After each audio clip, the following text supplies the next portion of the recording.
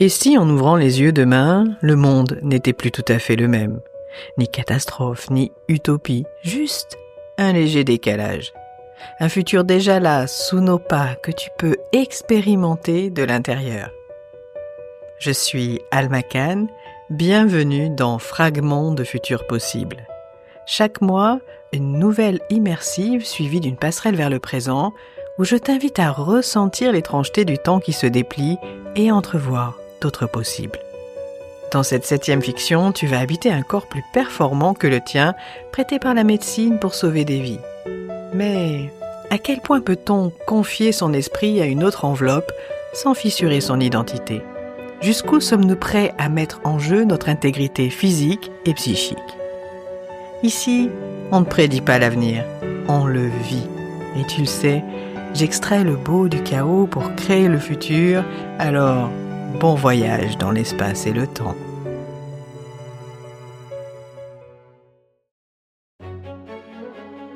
Je m'appelle Elias, j'ai 40 ans, 2 corps en même temps, et un seul mois pour essayer de tenir debout, là-dedans. Mon corps d'origine dort quelques étages plus bas, branché à des bioréacteurs qui recousent patiemment son cœur. Celui que j'habite ce matin est un corps relais. Une enveloppe biologique conçue pour supporter ce que le mien ne peut plus encaisser. Entre les deux, il y a un fil. Celui de mon esprit, suspendu comme un funambule entre 2 rives de chair. Je n'ai jamais réussi à m'habituer à ce moment-là, le premier souffle dans un corps qui n'est pas le mien. Il arrive d'un coup, plus fluide, plus profond, comme si j'aspirais le monde à travers un instrument mieux accordé. Là encore, l'air ne circule pas comme d'habitude. Il rencontre un thorax plus large, des muscles intercostaux plus puissants, une cage thoracique qui s'ouvre avec une amplitude inconnue. L'inspiration a un goût discret de métal froid et d'eucalyptus. On a dû diffuser un mélange antiseptique dans la salle. Mon cerveau enregistre, classe, compare. Quant à mon corps, lui, il proteste en silence. Ce n'est pas mon odeur, ni mon rythme, ni même ma façon d'être vivant. Derrière le rideau noir de mes paupières, une voix se déploie. Réveil cortical complet. Bonjour Elias. C'est Lyra, l'IA embarquée. Elle accompagne mes navigations depuis 8 ans. Un compagnon technique branché à mon cortex, mais qui, au fur et à mesure des missions, est devenu presque une présence intérieure. Je ne parle pas encore à haute voix, mes cordes vocales sont neuves. Je pense seulement, suis-je toujours vivant dans cette enveloppe? Oui. Répond Lyra. Transfert stabilisé. Tu es dans le corps relais numéro 3. Paramètres vitaux satisfaisants. Comment te sens-tu? Une lueur douce s'insinue, j'ouvre les yeux. La pièce est blanche, mais pas d'un blanc clinique, un blanc un peu chaud, constellé de filets lumineux qui battent au rythme de mon cœur. Je suis allongé dans une capsule ouverte, la peau couverte de capteurs qui s'éteignent l'un après l'autre. Tout semble silencieux, sauf l'intérieur de moi, qui bourdonne. Je ne sais pas encore, Lyra. J'ai l'impression d'habiter une chambre d'hôtel qu'on vient de me prêter. C'est une image pertinente. Tu peux procéder à la revue corporelle quand tu veux. Je soulève enfin mes mains. Elles sont grandes, brunes, parcourues de veines saillantes. Le dos est marqué de minuscules cicatrices blanches comme des griffures anciennes. Les doigts sont plus longs, les phalanges légèrement noueuses. Des mains qui auraient pu appartenir à un ouvrier ou à un marin et qui racontent déjà quelque chose alors que ce corps est censé n'avoir encore rien vécu.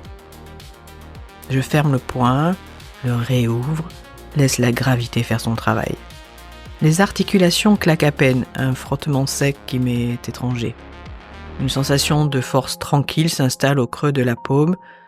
Je relève ensuite les avant-bras, les épaules, le buste. Les muscles répondent avec une vigueur réglée, presque trop parfaite. Pas de courbature, pas de faiblesse. Un corps en pleine forme, calibré. Ce n'est pas un modèle standard, dis-je. On dirait une enveloppe qui a déjà vécu. Lyra marque une microseconde de silence, ce qui, pour elle, tient lieu d'hésitation. Les paramètres musculaires et métaboliques ont été ajustés à ta mission, Elias. Trame génétique issue de tes propres cellules, complétée par des matrices organoïdes. Ce corps a été préconditionné à l'effort, mais il n'a jamais été habité. Et ces cicatrices? Des micro-incisions de croissance, rien qui ne corresponde à une histoire personnelle, même si les corps relais ne sont jamais tout à fait neutres. Mais leur plan de base vient de toi. Cellules souches, génome, adaptation musculaire. Je voudrais la croire. Pourtant, il y a dans cette chair une densité, une sorte d'épaisseur intime qui ne ressemble pas à la neutralité d'un prototype. Sous mes doigts, la peau a la texture d'une biographie. Sur ma gauche, j'aperçois 2 autres modules de repos, capsules ouvertes, et dans lesquels reposent d'autres corps vides en attente d'un occupant.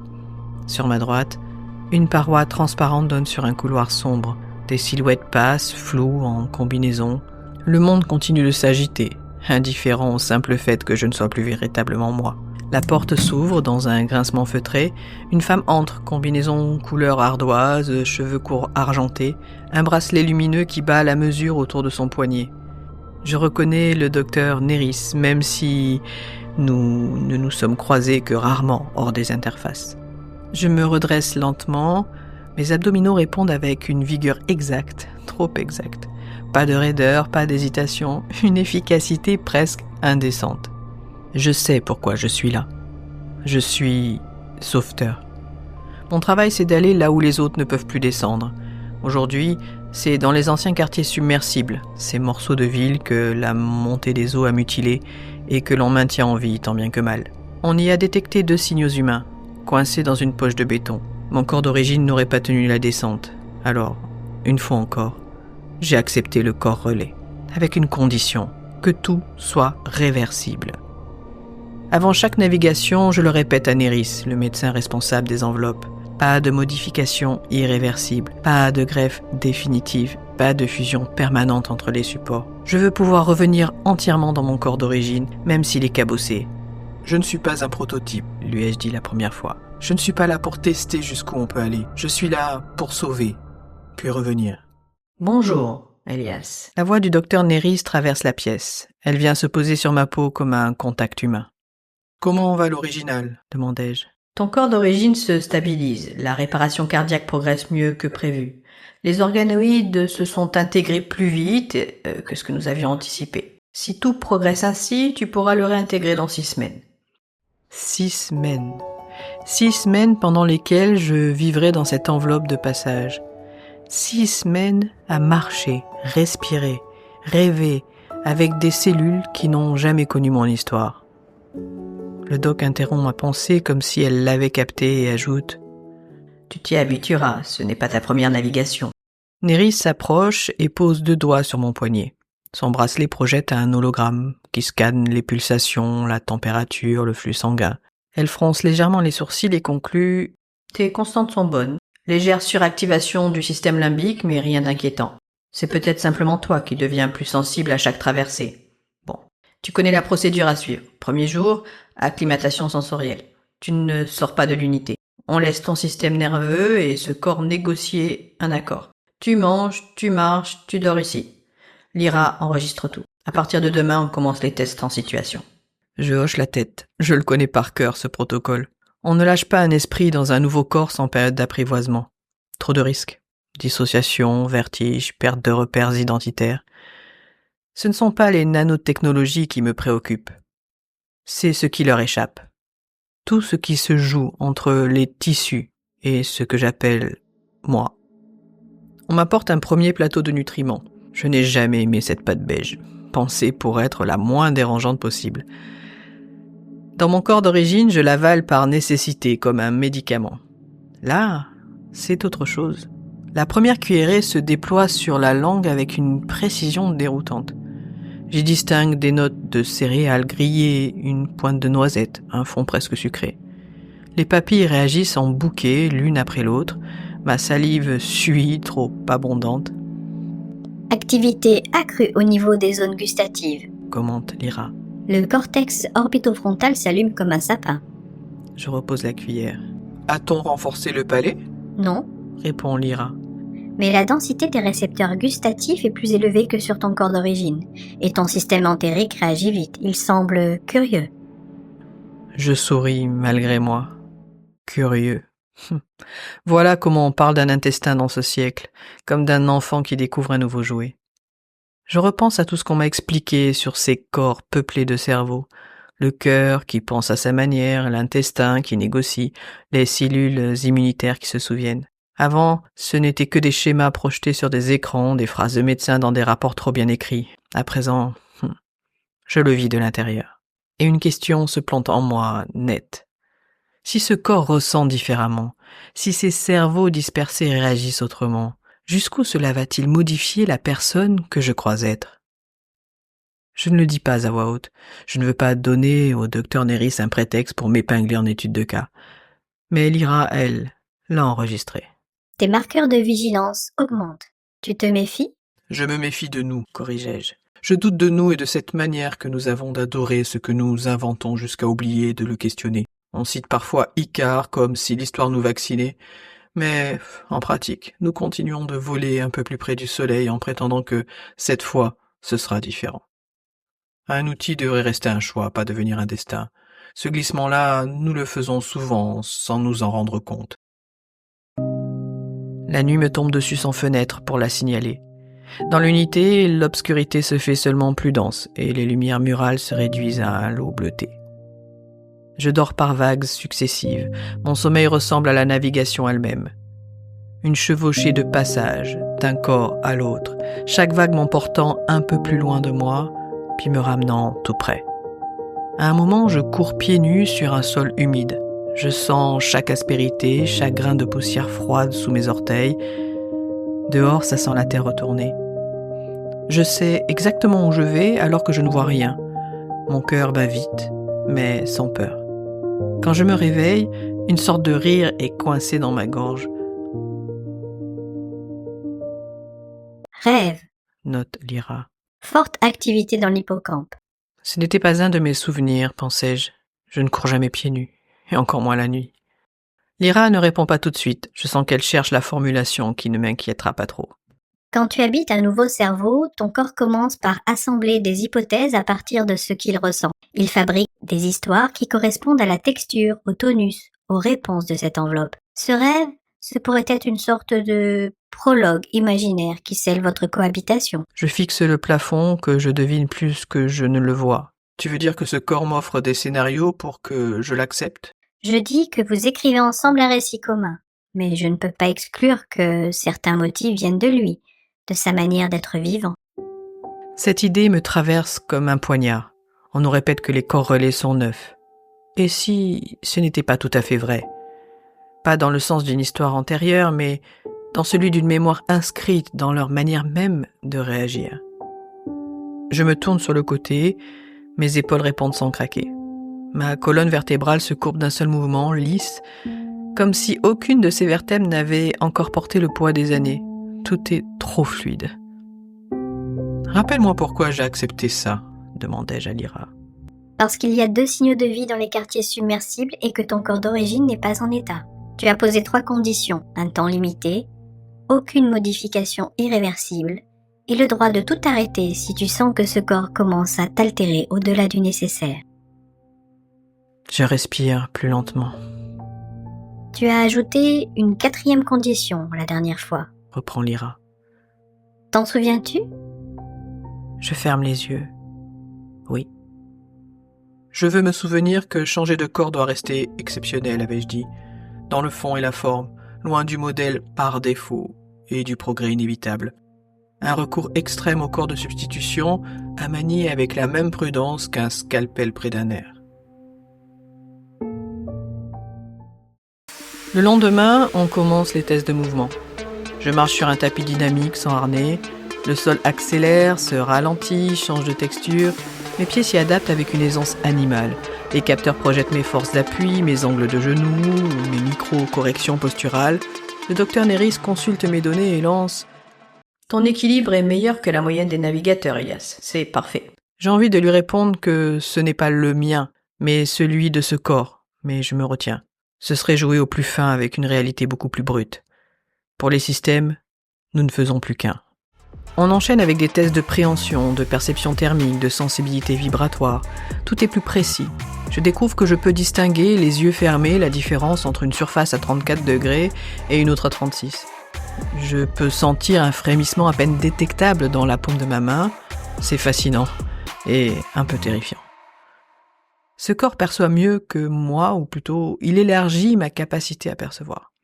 Ce qui signifie aussi qu'il intensifiera potentiellement ma capacité à souffrir. La même finesse qui me permettra de détecter une micro-fissure dans une paroi me rendra plus vulnérable à la brûlure, à la fatigue, peut-être à la peur. Une fois les tests terminés, la doc reprend. Tu peux encore renoncer, ce corps restera là. On trouvera quelqu'un d'autre ou on tentera une extraction à distance. Je la regarde. Je pense à la femme âgée et à l'adolescent dont les signaux ont été détectés. Je n'ai vu qu'un graphique, de courbes improbables, mais je les imagine déjà. Une main ridée agrippée à une rambarde, un regard jeune collé à un plafond effondré. Renoncer serait possible, ce serait même rationnel, au vu des risques, mais ce ne serait pas moi. Doc, j'y vais, dis-je simplement. Néris ne discute pas. Elle sait que la liberté ici ne se joue pas dans un débat abstrait sur les technologies, mais dans ce genre de décision concrète. Habiter un corps relais pour un temps, en connaissance de cause, puis accepter d'en sortir. Sans marchander, sans se dire « encore un peu pour moins souffrir », car chaque minute de plus dans cette enveloppe empruntée déplace imperceptiblement quelque chose de soi. La descente vers les quartiers submersibles n'a rien de grandiose. Je parcours des zones de plus en plus chaotiques, de sas en sas, comme si je traversais l'envers exsangue et fatigué d'une ville. Portes étroites, marches métalliques légèrement poisseuses, couloirs où l'humidité ronge les joints et s'infiltre dans les murs, l'air sent la rouille et les algues, l'eau stagnante se mêle à l'ozone des systèmes de pompage. Tout rappelle que cet endroit tient encore debout à force d'être bricolé, dans un monde où les budgets se déversent vers les nuages de données plutôt que vers les murs qui tiennent encore quelques vies à l'abri. Mon corps relais me renvoie à une foule d'informations. Dureté, angle, micro-vibrations. Je sens le métal fatigué, la légère flexion de la passerelle quand je passe. Sans lui, j'aurais avancé à l'aveugle. Avec lui, je vois avec les muscles et je mesure à quel point mon corps d'origine n'aurait pas tenu. Sinon, je serais resté de l'autre côté du gouffre, à compter les minutes sur un écran. Ici, au milieu des passerelles branlantes et des parois gorgées d'eau, ce corps relais devient une évidence. Il n'est pas mon avenir, c'est juste un accès. Il ne prétend pas me prolonger à l'infini, il me prête seulement sa force pour ce trajet précis. Ce n'est pas une nouvelle version de moi, encore moins un refuge. Juste un morceau de chemin posé au-dessus du vide, un pont pour rejoindre ceux qui appellent à l'aide avant de revenir vers mon propre corps. Lyra surveille les constantes en arrière-plan sans envahir le champ sonore. Pression partielle d'oxygène stable. Pulsation de structure dans la limite. Sa présence est devenue au fil des années une sorte de seconde voix intérieure, plus calme que la mienne. Parfois, j'ai peur qu'elle se substitue à mon jugement, alors je lui demande des chiffres, pas des avis. Je veux garder le dernier mot. Nous finissons par les trouver. Ils sont là, où les projections les situaient.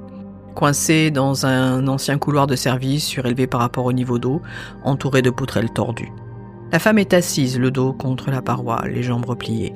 L'adolescent se tient à côté d'elle, trop droit, dans cette tension typique de ceux qui font semblant de ne pas avoir peur. Quand il me voit, il ne voit pas un corps relais. Il voit un homme en combinaison, un casque, une lampe frontale. La technologie est saturée, banale, elle n'est plus spectaculaire. Ce qui les intéresse, c'est la main que je leur tends. Je ne leur raconte pas d'où je viens ni où dort mon autre corps. Ils n'ont pas besoin de savoir. Je me contente de cette phrase qui appartient à tous les temps. On remonte à la surface. Et je sens alors d'une manière très claire ce pourquoi j'ai accepté d'habiter cette enveloppe. Pour rendre ce verbe possible. Remonter. Ensemble. Plus tard, bien plus tard, lorsque tout est terminé, que les deux rescapés respirent un air sec dans une capsule de décompression, que ma combinaison dégoulinante est suspendue à un crochet, Néris me propose ce que je craignais un peu. Tu sais que ce corps fonctionne particulièrement bien avec toi. On pourrait envisager de le garder, comme support secondaire, un double permanent, en quelque sorte. Tu pourrais naviguer de l'un à l'autre selon tes missions. Il y a dans sa voix une prudence réelle.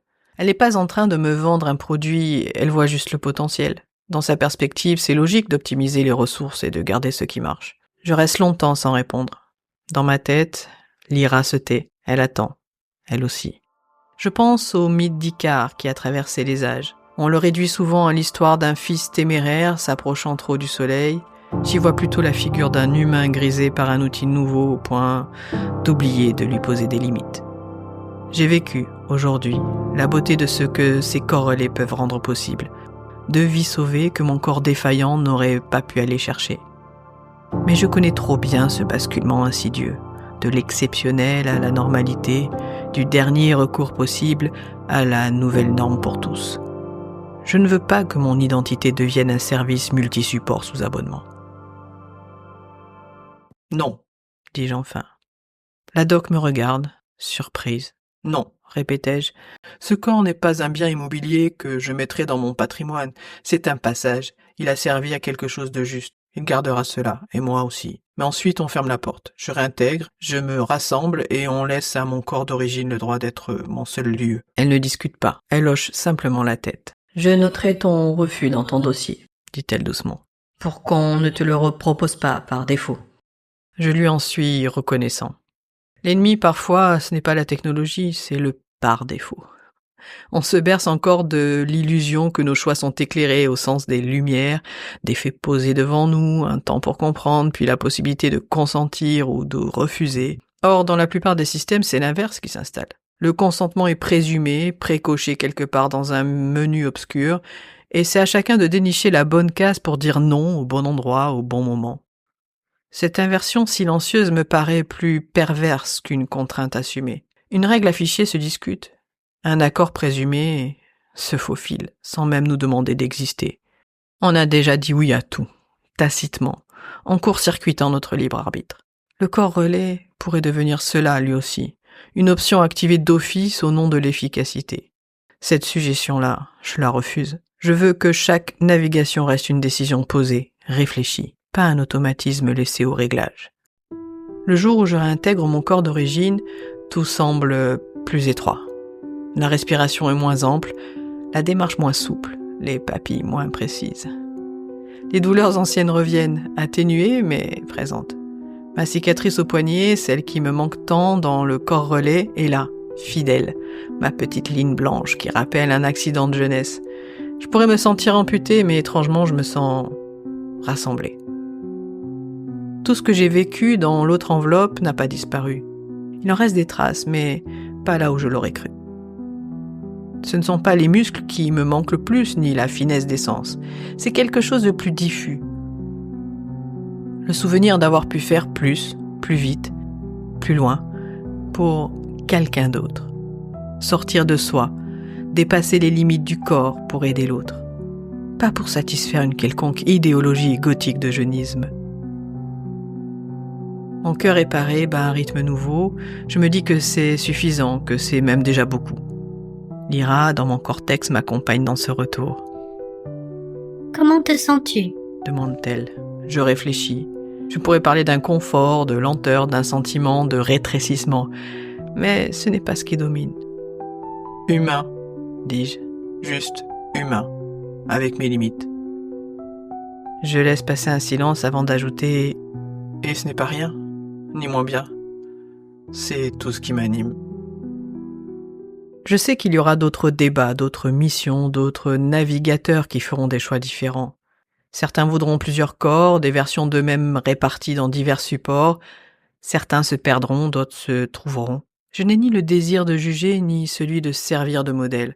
Je veux juste que dans cette époque où l'on peut déjà louer des enveloppes comme on réserve des véhicules, il reste des voix pour dire « Nous avons le droit de ne pas tout prendre. Le droit de dire oui, parfois, non. » Quand nos valeurs sont bafouées, oui, mais à temps limité, oui, tant que l'on peut revenir en arrière. La véritable évolution, ce n'est pas de devenir indéfiniment modulable, c'est d'apprendre à choisir ce qui nous rend plus responsables, plus attentifs, sans nous dissoudre. Les corps relais resteront pour moi ce qu'ils auraient toujours dû être, des ponts jetés au-dessus de précipices ponctuels, plutôt que ces grandes voies lises qui prétendraient se substituer à notre propre manière d'avancer et de vieillir. Mon corps, même réparé, reste fragile, traversé de cicatrices visibles et invisibles. C'est aussi pour cela que je tiens à lui.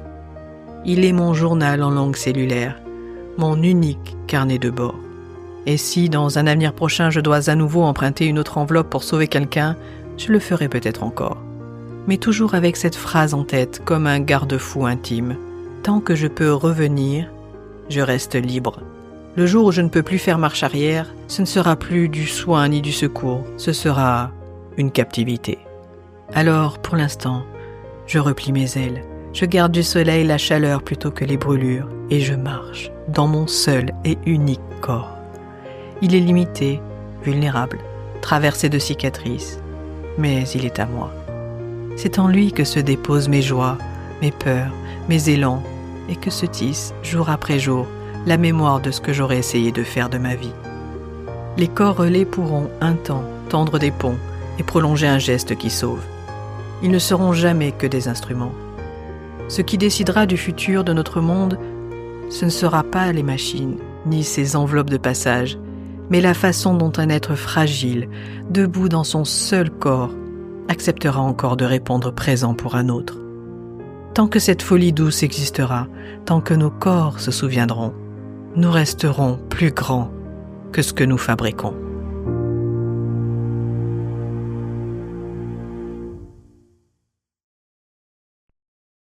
Le récit se referme, mais la sensation d'avoir habité un corps emprunté reste vive, comme un léger décalage entre la peau et le je, le soi. Derrière l'expérience d'Elias, ce sont nos propres limites qui se dessinent. Jusqu'où laisser la médecine et la technologie amplifier nos capacités sans altérer notre identité, notre mémoire intime et notre manière d'habiter notre corps. Laissons donc derrière nous un pont sous la peau et retrouvons le présent. Regardons ce qui existe déjà aujourd'hui autour des organoïdes, des corps relais et de cette fameuse mémoire du corps, ces petits bouts de futur en train de se tester en laboratoire. Voici la préquelle de ce fragment. On reste dans le même corps, mais on va disséquer le sujet de l'intérieur. Préquelle, ces graines de futur qui ensemencent notre présent. La médecine du futur a déjà un pied dans notre présent. Certaines de ses promesses ressemblent à des jeunes pousses qu'on a envie de voir grandir. D'autres demandent qu'on s'interroge sérieusement avant de les laisser s'enraciner, voire de les arracher tant qu'il est encore temps. Il y a une question que notre époque pose sans oser tout à fait la formuler. Jusqu'où peut-on réparer un corps sans ébranler l'idée que l'on se fait de soi-même ? Pendant longtemps, nous nous sommes raconté une frontière rassurante. D'un côté l'esprit, voire l'âme, l'autre le corps, outil organique un peu fragile mais en théorie remplaçable pièce par pièce. Or, plus la science avance, plus cette frontière se trouble. Notre organisme ressemble de moins en moins à une mécanique et de plus en plus à un concert d'intelligences imbriquées. Aujourd'hui, la médecine exploratoire ne se contente plus de soigner un organe défaillant, elle apprend à en recréer des fragments, voire des miniatures fonctionnelles à partir de quelques cellules. Elle découvre que nos viscères pensent, que notre cœur dispose de son propre petit système nerveux, que nos intestins conversent en permanence avec notre cerveau. Elle entrevoit la possibilité de corps relais, ces corps temporaires, partiels ou augmentés, que l'on pourrait habiter pour une mission précise, pendant qu'un autre corps se répare ailleurs. Derrière ces prouesses se cache une question vitale. Si je peux changer de support biologique, qu'est-ce qui fait encore que je reste moi ? Un corps peuplé de cerveaux. On a longtemps considéré que l'esprit résidait dans la boîte crânienne, comme un pilote à bord d'un véhicule ou le grand Manitou d'une tour de contrôle. Or, le corps humain déjoue ces métaphores. Notre système nerveux se déploie en réseaux multiples, parfois suffisamment denses pour mériter le nom de cerveau à part entière. Prenons l'exemple de l'intestin. Au fil des recherches, les scientifiques ont mis en évidence un réseau de centaines de millions de neurones tissés dans la paroi digestive, capable de réguler la motricité du tube digestif, la sécrétion, l'absorption, la douleur et même certains aspects de notre humeur. Ce système nerveux entérique, parfois surnommé deuxième cerveau, dialogue en continu avec le cerveau principal par le nerf vague et par des médiateurs chimiques. Il ne se contente pas d'obéir, il négocie, il module, il informe, parfois même à contre-courant de ce que le cortex voudrait, entre guillemets, décider. Le cœur, lui aussi, n'est plus seulement une pompe. On sait désormais qu'il possède un réseau neuronal propre, une micro-architecture de neurones et de cellules gliales qui contribuent à la régulation fine du rythme cardiaque et peut fonctionner de manière relativement autonome, même si le lien avec le système nerveux central demeure essentiel. Certains chercheurs parlent d'un petit cerveau du cœur, tant ce tissu nerveux local semble capable d'intégrer des informations, d'apprendre et d'ajuster ses réponses. Si l'on ajoute à cela l'extraordinaire complexité de notre microbiote intestinal, qui dialogue lui aussi avec le système nerveux et immunitaire, on obtient une image troublante. L'être humain n'est pas un esprit unique pilotant un corps inerte, mais un nœud d'intelligences incarnées distribuées dans la chair. Le moi mental repose sur une constellation de moi corporels. Mini-organes, médecine générative et corps réparable. Dans ce paysage déjà complexe, une autre révolution s'avance, celle des organoïdes. En laboratoire, des équipes parviennent à cultiver, à partir de cellules souches, de minuscules structures en 3 dimensions qui miment certains aspects d'un organe. Mini-cerveau, mini-intestin, mini-foie, rétine en formation, fragments de peau avec follicules pileux. Ces mini-organes ne sont ni des organes complets, ni des humains miniatures, mais des modèles vivants qui reproduisent une partie de la structure et des fonctions du tissu d'origine. On les utilise déjà pour mieux comprendre des maladies, tester des médicaments, explorer la toxicité de molécules, dans l'espoir de réduire le recours à l'expérimentation animale et de personnaliser les traitements. Mais leur potentiel va plus loin. Couplé à des technologies de bioimpression, de matrices tridimensionnelles ou de chips microfluidiques, alors rassure-toi, je t'en parle juste après, ces organoïdes esquissent l'idée d'une médecine générative. Non plus seulement réparer ce qui est cassé, mais générer des fragments de nous-mêmes sur mesure à partir de nos propres cellules. La microfluidique, tu connais déjà. C'est la science de l'écoulement des fluides dans des canaux minuscules, souvent invisibles à l'œil nu.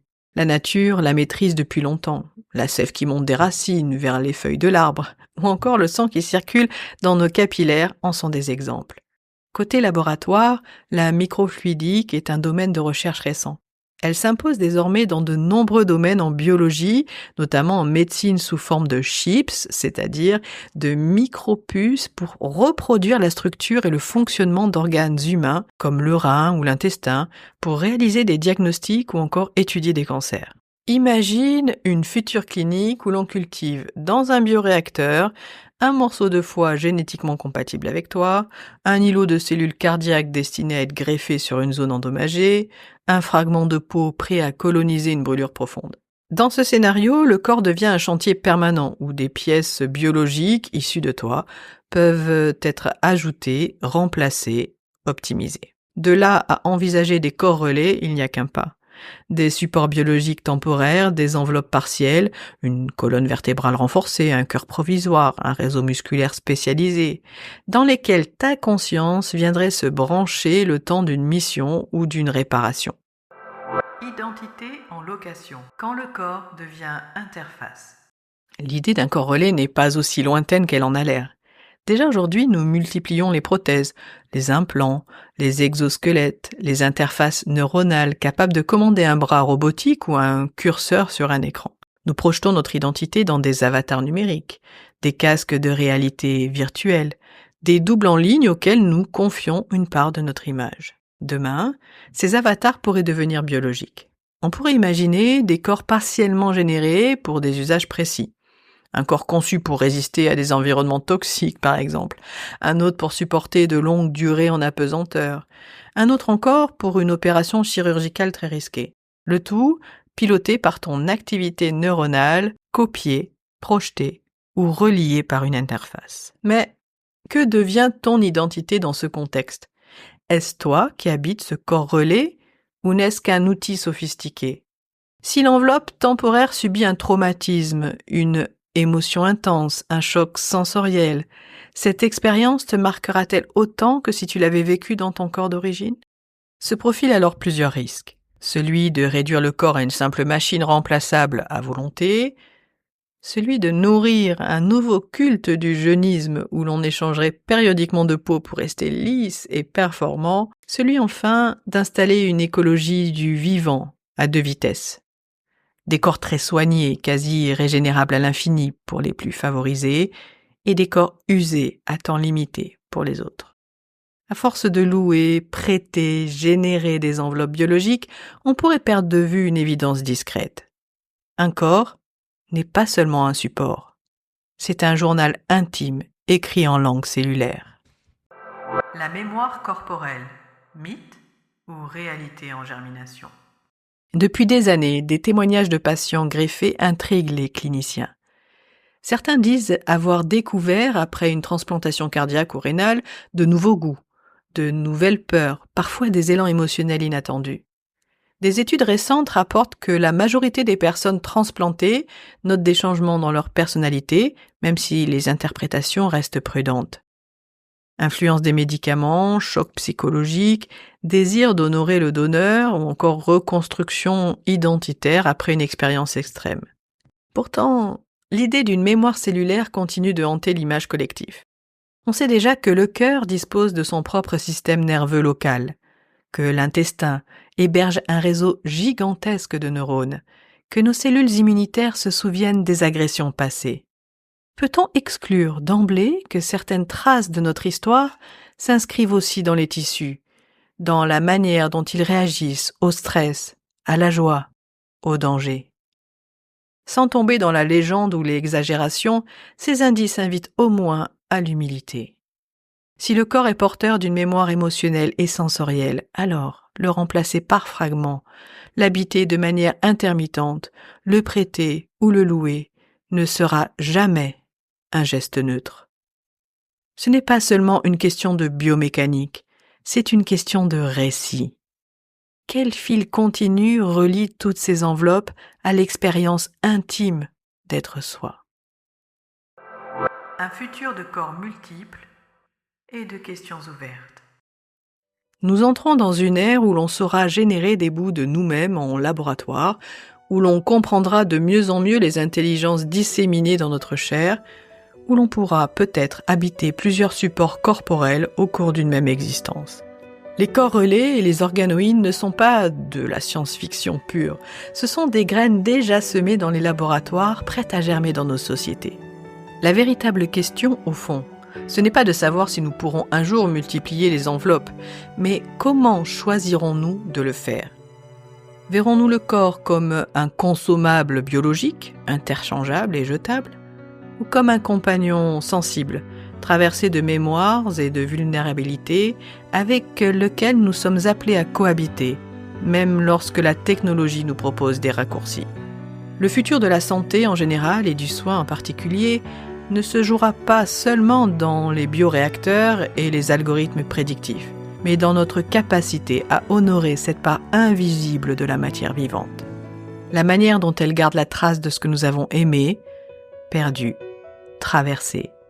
Si un jour nous habitons des corps relais, il faudra bien répondre à cette question simple et abyssale. Qui suis-je? Dans quelle étagère? Plus sérieusement, qui se réveille au juste quand j'ouvre les yeux dans une autre enveloppe? Et ne suis-je pas dans l'errance si j'oublie que mon corps n'est pas juste un véhicule, mais aussi une mémoire?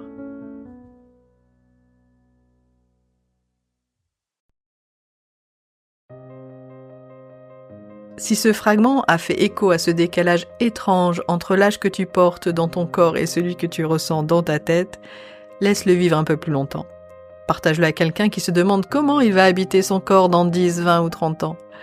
Et si tu veux continuer à explorer ces futurs de l'intérieur, tu peux aussi t'abonner, laisser un commentaire ou quelques étoiles.